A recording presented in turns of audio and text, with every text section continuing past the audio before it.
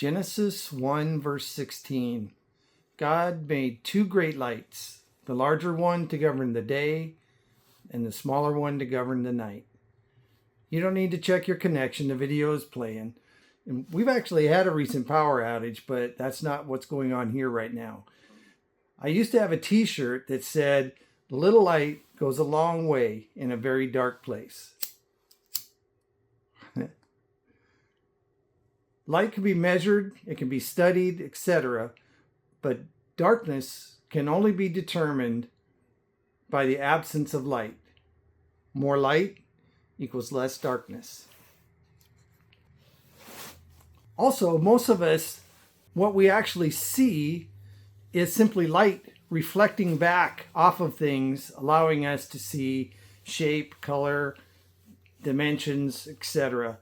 Isaiah 60 verse 1, "Arise, Jerusalem, let your light shine for all to see, for the glory of the Lord rises to shine on you." God's glory in the Bible is often referred to as a brilliant light. On a clear night recently, and it's been rare up here in the Pacific Northwest lately, but we had a full moon. And when it's a full moon, you don't really even need a flashlight. It lights up everything. But does it actually produce any light? It's like the meaning of words that Alan mentioned a few devotionals ago, provide or produce. So the moon does not produce any light, yet it provides enough light in the darkness for us to see our way around because it reflects the light the sun produces. John chapter 8, verse 12.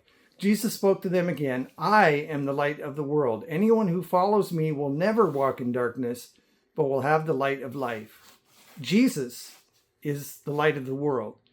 And the irony is not lost on me that big ball of light we see during the day is called the sun.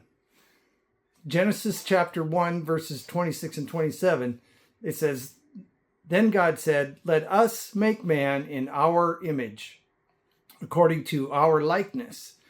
They will rule the fish of the sea, the birds of the sky, the livestock, the whole earth, and the creatures that crawl on the earth.' So God created man in his own image. He created him in the image of God." Then 2 Corinthians 3:18, "But we all, with unveiled face, behold as in a mirror the glory of the Lord, are being transformed into the same image from glory to glory, just as by the Spirit of the Lord." So we, created in his image, like a reflection in a mirror of who he is, are being transformed into that same image, his image, from glory to glory. Then there's Matthew, this is going to throw a little wrench in it. Then there's Matthew 5:14 through 16. "You," as in us, this is Jesus speaking, "you are the light of the world." He just said he was the light of the world. "You are the light of the world. A city situated on a hill cannot be hidden. No one lights a lamp and puts it under a basket, but rather on a lampstand, and it gives light for all who are in the house. In the same way, let your light shine before others, so that they may see your good works and give glory to your Father in heaven." So are we now producing light? I don't think so. Here's Job 38, verse 1. I'm going to read a few verses. So verse 1, "Then the Lord answered Job from the whirlwind, 'Who is this that questions my wisdom with such ignorant words? Brace yourself like a man, because I have some questions for you, and you must answer them. Where were you when I laid the foundations of the earth? Tell me if you know so much.'" Then jump down to verse 12. "Have you ever in your life commanded the morning or assigned dawn its place?" Then down to verse 19, "Where does light come from, and where does darkness go?" I think God set Job straight and the rest of us straight on that.